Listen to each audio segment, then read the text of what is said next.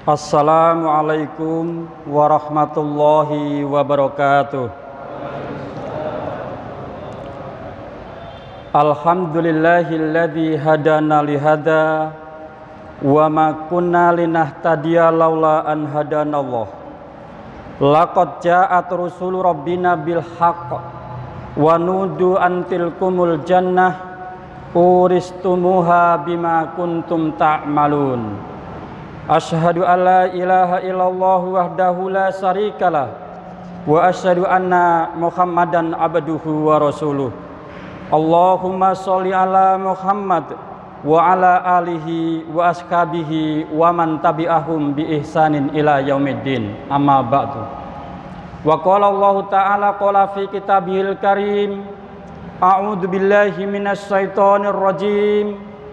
Ya ayyuhalladzina amanu taqullaha wa qulu qawlan sadida yuslih lakum a'malakum wa yaghfir lakum dzunubakum wa may yuti'illaha wa rasulahu faqad faza fawzan 'azima. Wa qala Rasulullah sallallahu alaihi wasallam, khairukum man ta'allamal Qur'an wa 'allamahu. Shadaqallahul azim wa shadaqa Rasulullah sallallahu alaihi wasallam. Yang saya hormati Naibul Imam Bapak Syarah Abu Salim, yang saya hormati Ketua DKM Masjid Al-Hikmah atau yang mewakili, kepada para guru-guru kita, para ustadz, para sesepuh, para pinisepuh, para tokoh masyarakat, para ikhwan dan akhwat sekalian yang sama-sama kami hormati dan kami cintai karena Allah Subhanahu wa ta'ala. Marilah kita senantiasa bersyukur kepada Allah Subhanahu wa ta'ala atas berbagai nikmat yang dikaruniakan kepada kita, terutama nikmat iman, nikmat Islam, nikmat kesehatan, nikmat ketentraman, nikmat kebahagiaan, dan masih banyak nikmat-nikmat yang lain.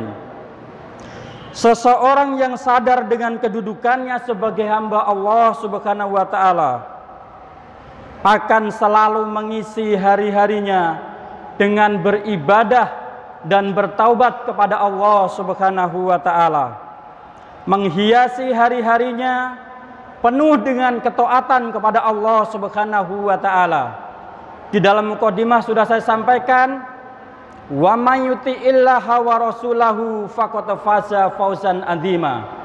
Barang siapa yang mentaati Allah dan Rasulnya, maka akan mendapatkan kebahagiaan, akan mendapatkan keberuntungan yang sangat besar.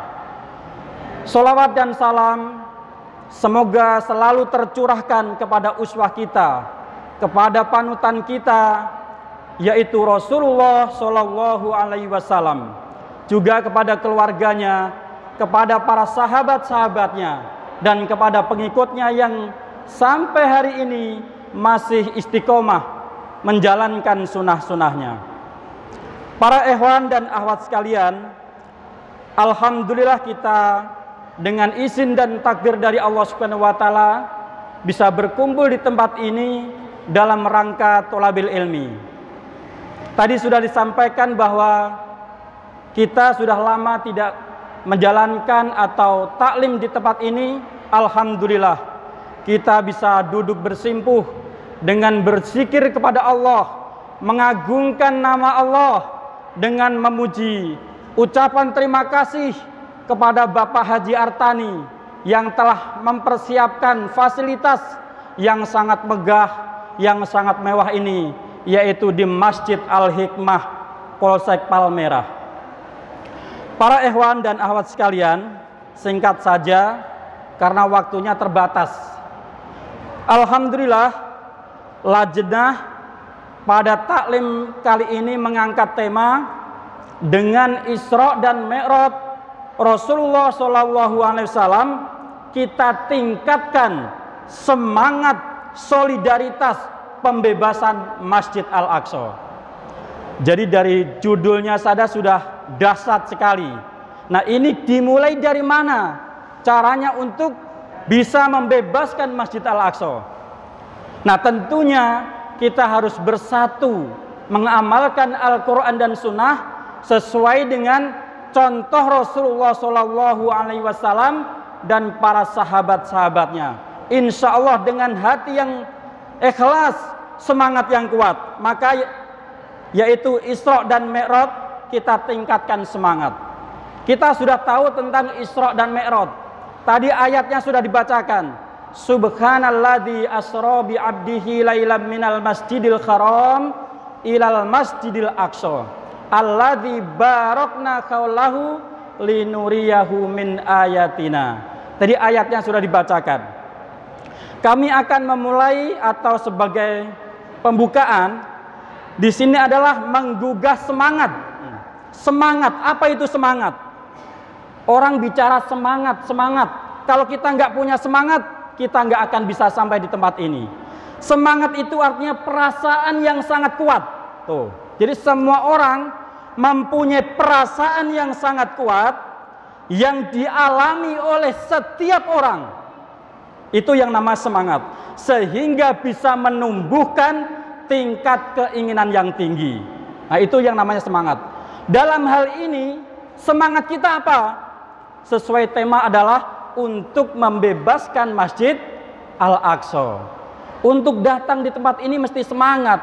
Ada perasaan, menumbuhkan tingkat keinginan. Kalau nggak ingin taklim, ya nggak semangat namanya.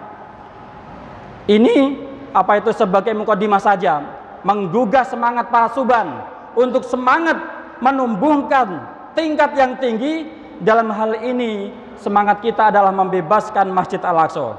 Yang kedua, setelah semangatnya kita kobarkan, yang kedua adalah solidaritas. Apa itu solidaritas? Orang sering mengatakan solid. Kita harus solid. Solid itu artinya padat. Berarti benar-benar padat. Tidak ada ruang, tidak ada celah sedikit pun. Itu yang namanya solid. Gitu. Solidaritas adalah hubungan antara individu atau kelompok yang terikat dengan perasaan moral. Solidaritas berarti sifat perasaan solider, sifat satu rasa, satu nasib sepenanggungan. Itu yang namanya solidaritas. Kalau saudara kita yang ada di Palestina disakiti, hati kita harusnya tersakiti juga. Jangan diem baik, begitu kan? Jangan di sana juga sudah ada yang ngurus. Di negeri kita juga banyak yang harus diselesaikan. Tidak seperti itu. Itu namanya nggak solidaritas. Begitu. Jadi kalau saudara kita yang di sana dijajah, bagaimana kita sebisa mungkin untuk bisa membantu? Kalau tidak bisa berangkat ke sana, minimal dengan doa kita atau dengan mal kita. Ada mungkin kiranya ada sesepuh kita, para asatid yang dikirim ke sana. Itu namanya ada senasib sepenanggungan. Itu yang namanya baru solidaritas.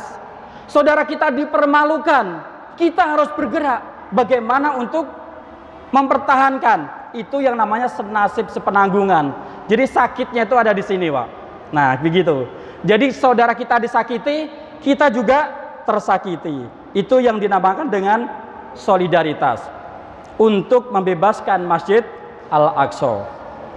Para ikhwan dan akhwat rahimakumullah. Sebenarnya materinya banyak, tapi waktunya sedikit yang diberikan kepada kami. Nah, dari Isra Mi'raj ini kami cukupkan, artinya kami perpendek saja. Dari Isra Mi'raj ini adalah mula atau dimulainya perintah melaksanakan sholat, yaitu sholat 5 waktu. Perintahnya sudah jelas sekali. Kalau sholat itu dilaksanakan dengan baik-baik, insya Allah semuanya akan baik-baik. Dalam Al-Quran disebutkan, utlu ma uhiya ilaika minal kitabi wa aqimis sholah, inna sholata tanha anil fahsai wal munkar. Bacalah Al-Quran. Sebelum melaksanakan sholat, seharusnya belajar dulu untuk membaca Al-Quran, untuk membaca Al-Hadis, supaya sholatnya benar itu ada di petunjuk Al-Quran dan Hadis, baru melaksanakan sholat. Nah, kalau sholat itu sudah dilaksanakan, maka sholat itu sendiri yang akan bisa merubah. Inna sholata tanha anil fahsya'i wal munkar. Sholat itulah yang akan merubah keadaan, menjadi orang yang baik, menjadi orang yang baik. Nah, terutama kita sudah mendapatkan perintah waktu sholat sehari semalam 5 waktu, dan hendaklah kita jalani dengan sebaik-baiknya. Diharuskan untuk bisa melaksanakan sholat dengan berjamaah. Sehari semalam disuruh untuk melaksanakan sholat berjamaah. Ini kelihatannya berat, tapi kalau kita niatkan, kaum muslimin itu kan sebenarnya sederhana. Kita itu sebenarnya itu hanya menjalankan kebaikan. Hidup ini sebenarnya sederhana. Menjalankan kebaikan yang satu, beralih kebaikan yang lain. Menjalankan kebaikan yang satu, beralih kebaikan yang lain. Jadi orang yang beriman itu hanya menjalankan kebaikan begitu saja. Kita hari ini tadi sudah diawali dengan sholat subuh dengan berjamaah. Kita niatkan nanti kita akan sholat zuhur dengan berjamaah. Sholat zuhur sudah berjamaah, kita niatkan lagi sholat asar dengan berjamaah. Begitu pula seterusnya. Sebenarnya itulah orang yang beriman. Pekerjaannya hanya menjalankan kebaikan yang satu, kebaikan yang selanjutnya. Tidak ada menjalankan kejelekan, keburukan, tidak ada. Nah, tentunya kita harus benar-benar berazam, bertekad untuk bisa menjalankan dengan istiqomah, terutama sholat berjamaah di waktu subuh. Sebelum subuh saja, Rasulullah SAW mengatakan bahwa rakaatul fajri khairum minad dunya wa fi khairum minad dunya wa fiha. Nah, wa ma fiha, ya. 2 rakaat sebelum subuh, 2 rakaat salat fajar sebelum subuh, maka pahalanya adalah khairum minad dunya wa fihima. 2 rakaat sebelum subuh itu pahalanya adalah lebih baik daripada dunia dan seisinya. Nah, ini harus kita tanamkan. Nah, sedikit para ikhwan dan akhwat sekalian akan kami bacakan.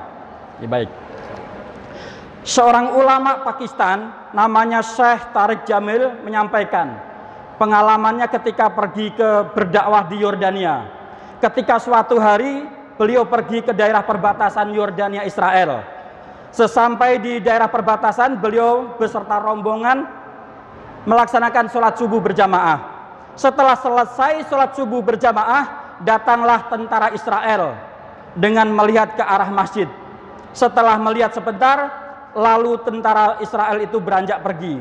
Maka Syekh Maulana Tariq Jamil menghampiri tentara itu dan berkata, "Mengapa engkau melihat kami sholat berjamaah lalu pergi?" Tentara itu menjawab, "Saya hanya ingin melihat berapa jumlah orang Islam yang hadir pada sholat subuh berjamaah." Begitu. Syekh Jamil bertanya lagi, "Mengapa demikian?" Tentara itu menjawab, di dalam kitab kami, kitab orang Israel itu, jika di seluruh dunia jumlah orang Islam yang hadir untuk sholat subuhnya berjamaah, bersolat subuhnya bersamaah banyak dengan jumlah sholat Jumat, maka orang Israel akan hancur. Itu berkata, tapi kalau umat Islam melaksanakan sholat subuhnya tidak berjamaah, hanya sedikit, maka Israel akan senang. Mereka akan tenang karena melihat kekuatan kaum muslimin itu ada di jamaah sholat subuh. Berkata pula Buya Hamka, kalau kamu ingin melihat orang-orang yang beriman, lihatlah di saat melaksanakan sholat subuh. Apabila kamu ingin melihat umat Islam, melihat umat Islam, lihatlah di saat mengerjakan sholat Idul Fitri dan Idul Adha. Itulah kuncinya para hewan.